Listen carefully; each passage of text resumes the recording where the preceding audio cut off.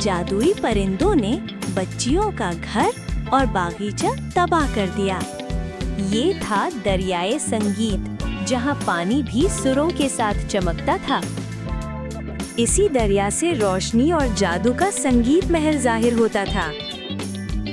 इस महल में दीवारें नहीं थी, सिर्फ संगीत और रोशनी थी। यहाँ 4 परियां संगीत के जरिए महल की हिफाजत करती थीं।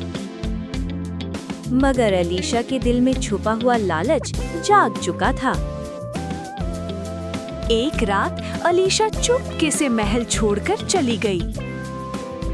पहाड़ों के बीच एक वीरान घर उसका नया ठिकाना बना।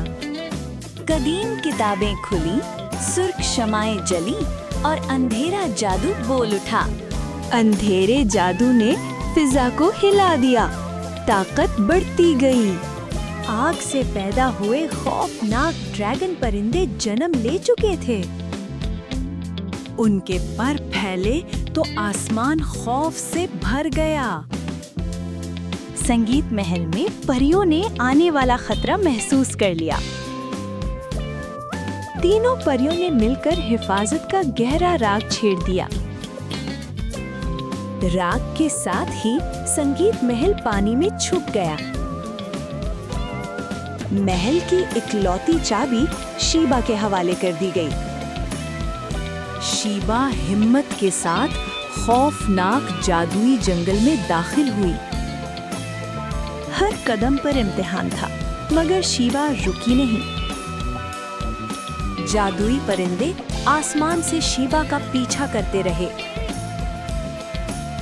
इधर अलीशा का गुस्सा आग बनकर भड़क उठा।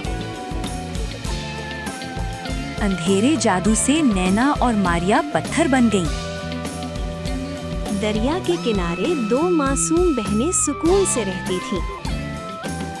एक दिन वो फूल बेचने बाजार जाने के लिए जंगल से गुजर रही थीं।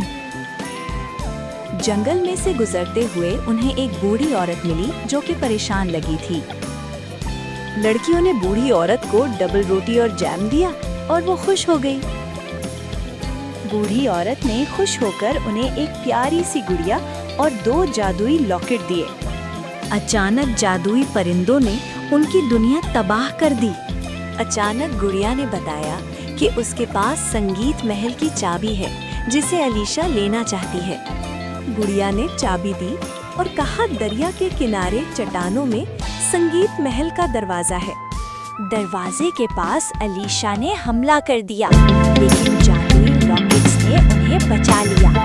इतने में जादुई परिंदे हमलावर हुए, लेकिन जादुई पानी लगने से पत्थर के बन गए। दोनों बहनों ने जवाबी हमला किया और अलीशा भी पत्थर की बन गई। सबने मिलकर अमन का गीत गाया और संगीत महल पानी से दोबारा रूनुमा हो गया। परियों ने दोनों बहनों को संगीत महल की मलिका बना दिया।